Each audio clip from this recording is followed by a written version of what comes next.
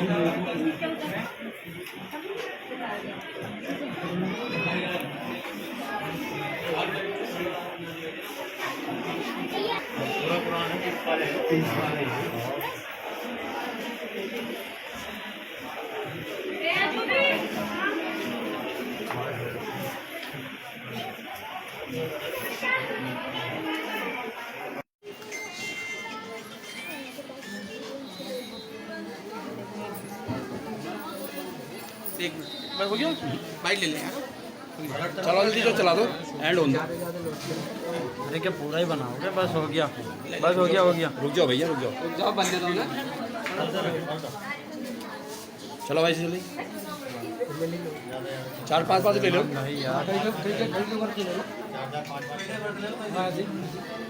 لے واسے سب. آپ نے قرآن لکھا ہے تو کس چیز سے لکھا ہے, کون سے سیاہیاں وغیرہ آپ نے استعمال کی ہے؟ اس کا بہت سارا مٹیریل ہے, کوئی مطلب پرٹیکولر کچھ نہیں ہے, ہر چیز کی آیت ہے تو اس کا جو ہمارا ٹول ہوتا ہے وہ الگ ہے, پین ہے, زیر زبر کے پینس الگ ہیں, تو ہر چیز مطلب مٹیریل بہت الگ ہے, کوئی سیم چیز نہیں ہے. پریوار سے کیا سہولت ملی آپ کو اپنے ممی پاپا سے؟ پریوار سے امی پاپا سے بہت سارا گائیڈ, امی نے مطلب کچھ نہیں کرایا, کہا بس یہی جو ہے. ممی پاپا نے آپ کو سامان وغیرہ لا کے دے دیا آرام سے؟ جی بالکل. اچھا, جو آپ کے استاد تھے ان کا نام کیا تھا؟ صداقت ہے. اچھا, کتنے ورشوں میں آپ نے یہ قرآن مکمل کیا, مطلب لکھا؟ 3 سال. 3 سال میں. اچھا بیٹا, کچھ قرآن کی آیتیں بھی آپ کو یاد ہوں گی ہاں, تھوڑی یاسین بہت, شریف. تو سنائیے, درشک سننا چاہیں گے. اعوذ باللہ من الشیطان الرجیم, بسم اللہ الرحمن الرحیم, الحمد للہ رب العالمین, الرحمن الرحیم, مالک یوم الدین, ایاک نعبد و ایاک نستعین, اہدنا الصراط المستقیم, صراط الذین انعمت علیہم غیر المغضوب علیہم ولا الضالین, آمین. میرا مولانا سلطان احمد قدیری. جی قدیری صاحب, یہ جو انہوں نے کلام پاک لکھا اور یہ آپ کی کون ہیں؟ یہ ہماری مغلی بیٹی ہیں. اچھا, ہماری شاگردہ ہیں. اچھا, الف سے لے کے یا تک, از اول تا آخر قاعدہ نورانی سے, اور آج تک میں ان کا استاد ہوں, جو قرآن کریم بیٹے کا قاعدہ پڑھایا, اردو پڑھایا, قرآن کریم پڑھایا. انہوں نے کتنے سال میں مکمل کیا اور کس سمے لکھی تھی؟ یہ زیادہ تر تہجد کے وقت, رات کو سکون کا وقت ہوتا تھا. میں نے انہیں تاکید کی تھی کہ بیٹا قرآن کریم اگر آپ لکھنا چاہتی ہو تو اس میں اس بات کا خیال رکھنا ہے کہ نمازیں نہ چھوٹیں, اور جتنی دیر قرآن کریم لکھا جائے اتنی دیر آپ باوضو رہیں. دوران کتابت اگر وضو ٹوٹتا ہے تو آپ فوراً وضو کریں اور پھر اسے لکھنا شروع کریں. جب یہ پارہ کمپلیٹ ہو جاتا تھا تو میں اس کی تصحیح کرتا تھا, کہیں پر زیر زبر پیش تشدید نہ چھوٹے. ایک پارے کو میں نے 2-3 مرتبہ بھی دیکھ کر صحیح کیا ہے, لیکن اکثر ایسا ہوا کہ پورے پارے میں ایک آدھ زبر کہیں لگانا پڑتا تھا یا کہیں ایک آدھ نقطہ لگانا پڑتا تھا.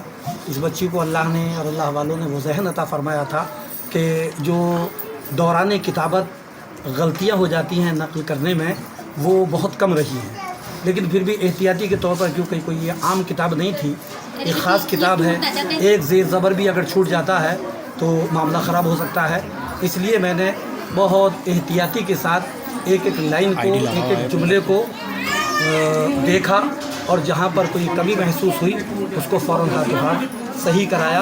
और मुझे यकीन है कि इस कुरान करीम में कितनी भी गहरी नज़र से कोई देख ले तो कोई ज़ेर ज़बर नहीं छूटा होगा, कोई नुक्ता नहीं छूटा होगा। तो अल्लाह ने इस बच्ची को और ख़ासकर इसकी वालिदा का इसको बहुत बड़ा गुण रहा है।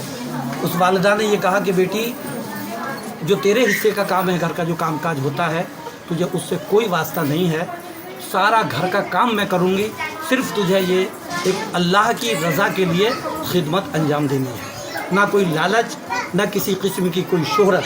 ख़ास बात ये रही कि 3 साल में ये कुरान करीम लिखा गया, जिसके राजदार सिर्फ 4 लोग रहे, एक इनके वालिदा, एक इनके भाई, एक मैं और एक ये लिखने वाली। पूरा पता वालिद, हाँ, और हमारे एक इनके उस्ताद, दोनों उस्ताद, मैं भी और ये भी, और वालिद गिरामी को कुछ पता था, कुछ पता नहीं था।